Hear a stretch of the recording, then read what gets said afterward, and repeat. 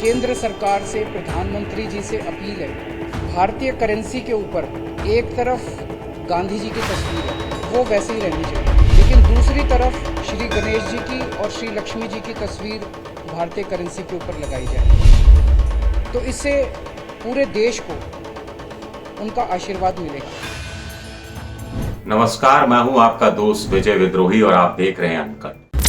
तो भारतीय मुद्रा पर यानी नोट पर अगर लक्ष्मी जी और गणेश जी की तस्वीर हो तो क्या अर्थव्यवस्था पटरी पर आ जाएगी या फिर गुजरात में केजरीवाल को वोट मिल जाएगा? ये एक बड़ा सवाल है। केजरीवाल ने जो कल एक बड़ी घोषणा की थी, घोषणा क्या, उन्होंने प्रधानमंत्री को चिट्ठी लिखकर जो मांग की थी, मकसद यही था कि बीजेपी को इस ट्रैक में फंसा दिया जाए। और बीजेपी क्या वाकई में ट्रैक में फंस गई है और क्या इसे केजरीवाल की जीत माना जाए या फिर चुनावी राजनीति में हिंदुस्तान किस कदर रसातल में जा रहा है उसे माना जाए? केजरीवाल राजनीति बदलने आए थे, अब वो खुद बदल गए हैं या फिर मोदी और अमित शाह की हिंदुत्व की राजनीति को अपनाकर पूरी राजनीति को बदलने का ही इरादा रखते हैं? ऐसी कोई बड़ी सोच है क्या? ये भी एक सवाल उठता है। जाल में फंस गई बीजेपी। महाराष्ट्र के बीजेपी के नेता हैं राम कदम, 4 तरह के नोट उन्होंने 500 के जारी कर दिए, ट्वीट कर दिया, जिसमें एक में मोदी जी की तस्वीर है, एक में वीर सावरकर की तस्वीर है, एक में संविधान निर्माता डॉक्टर भीमराव अंबेडकर की तस्वीर है और एक में शिवाजी महाराज की तस्वीर। तो वो चाहते ही ये थे केजरीवाल कि ये बात चर्चा में रहे और बीजेपी कैंप की तरफ से चर्चा में आ जाए ताकि गुजरात के लोगों की जुबान पर ये चीज आ जाए। कुछ लोग कह रहे हैं कि केजरीवाल का ये बड़ा मास्टर स्ट्रोक है। दरअसल महंगाई, बेरोजगारी ऐसे मुद्दे हैं जो हर चुनाव में हावी रहे हैं, लेकिन वोट इस आधार पर नहीं पड़ता, वोट किसी भावनात्मक मुद्दे पर पड़ जाता है।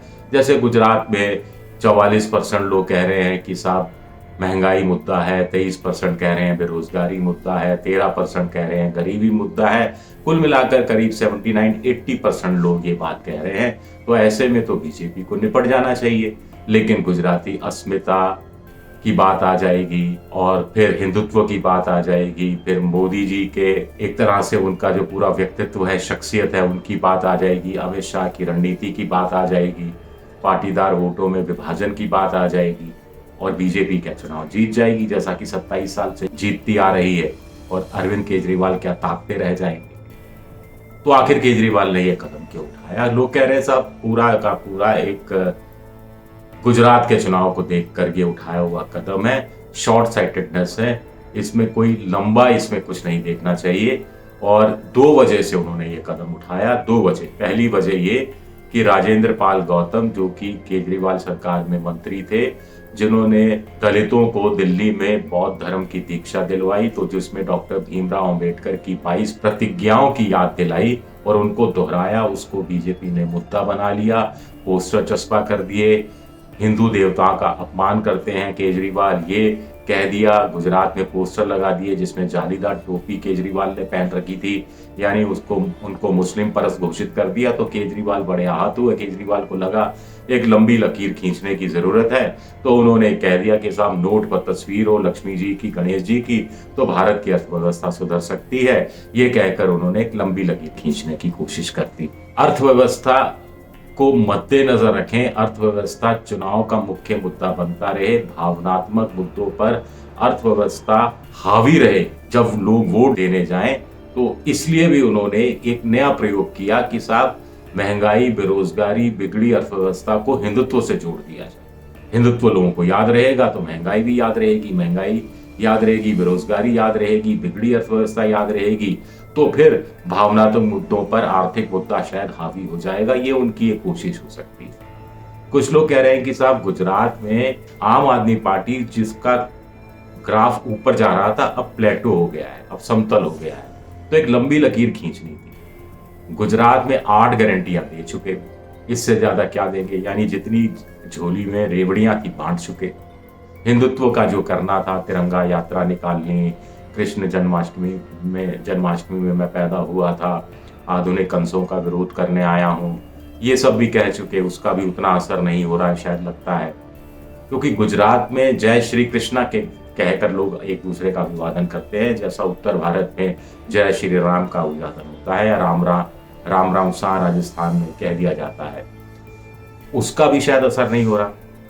कुल मिलाकर जितना एंटी बीजेपी वोट है, एंटी मोदी वोट है, वो कांग्रेस को मिलता रहा है और कांग्रेस से वो एक बड़ा हिस्सा छीन चुके हैं केजरीवाल। अब कांग्रेस चुनने को तो आ नहीं सकती, इस बात को तो केजरीवाल भी समझते हैं। एक बड़ा हिस्सा टूट सकता है, बड़ा हिस्सा टूट रहा है, केजरीवाल के पक्ष में जा रहा है, लेकिन केजरीवाल को चैन नहीं है क्योंकि वोट परसेंटेज कांग्रेस के मुकाबले आम आदमी पार्टी का बढ़ रहा है, लेकिन सीटें नहीं बढ़ रही। सीटें तीसरे नंबर पर ही आम आदमी पार्टी आ रही है, ऐसा ताजा सर्वे भी बता रहे हैं। केजरीवाल को चाहिए सीटें, क्योंकि अगर सीटें नहीं आई तो फिर कांग्रेस कहेगी कि साहब देखिए उत्तराखंड में लोगों ने यही किया, गोवा में यही किया, और हम ना कहते थे कि ये बी टीम। तो केजरीवाल को ज्यादा वोट चाहिए और ज्यादा वोट परसेंटेज थोड़ा और बढ़ेगा तो वो सीटों में ट्रांसलेट होगा।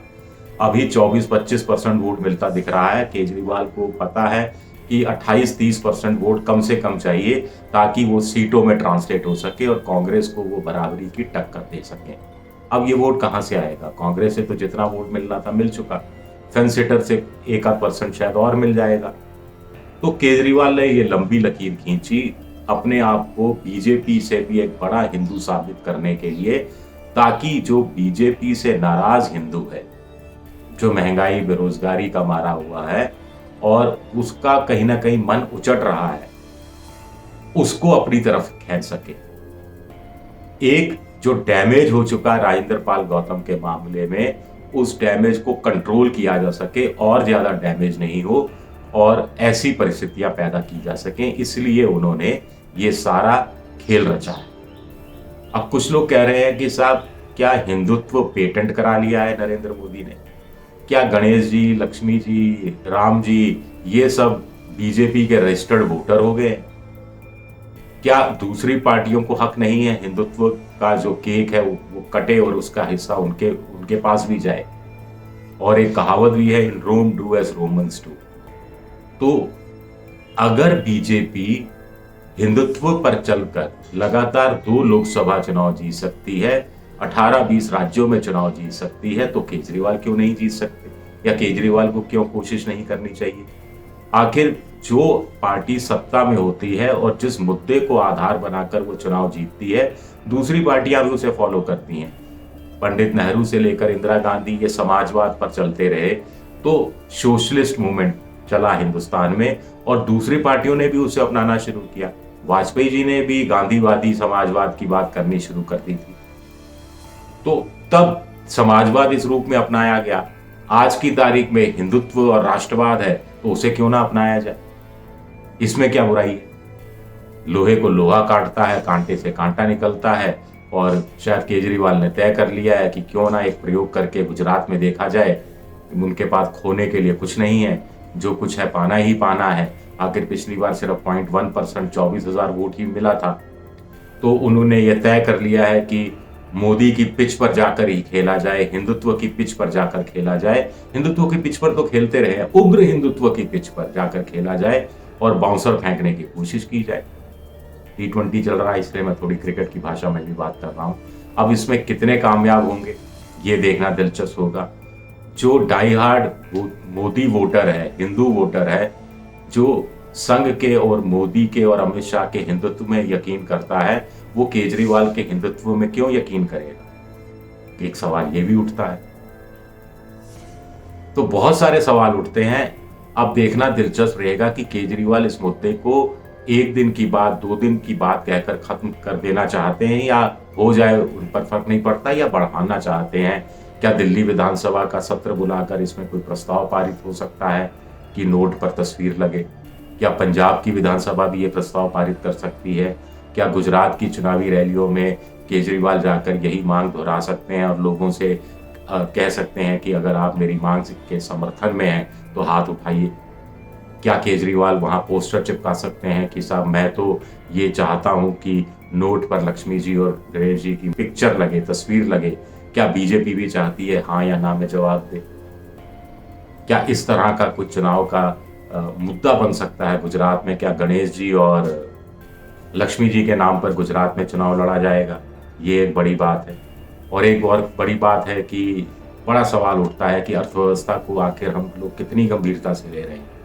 कोई 5 किलो अनाज देकर सोचता है कि अर्थव्यवस्था पटरी पर आ जाएगी, कोई पिक्चर की बात करता है कि इससे अर्थव्यवस्था पटरी पर आ जाएगी। क्या दोनों को ऐसा लगता है कि चूंकि वो चुनाव जीत जाते हैं, चुनाव जीत रहे हैं, लिहाजा जो वो कर रहे हैं वही सब सही है? और महंगाई बेरोजगारी को मुख्य मुद्दा बनाने वाले भी आखिर पीछे पीछे उनके चल ही देंगे? अगर ऐसा है तो फिर ये भारत की राजनीति के लिए मुझे लगता है कि सही नहीं है। चुनावी राजनीति के लिए ठीक है, लेकिन लोकतंत्र के लिए, मोटे तौर पर पॉलिटिक्स के लिए इस तरह की राजनीति, कोई विचारधारा होनी चाहिए, कोई चीजें सामने आनी चाहिए, कोई विकल्प सामने आना चाहिए, मुद्दों का विकल्प सामने आना चाहिए। मुझे लगता है ये एक बड़ी चीज होनी चाहिए। चलिए, शुक्रिया।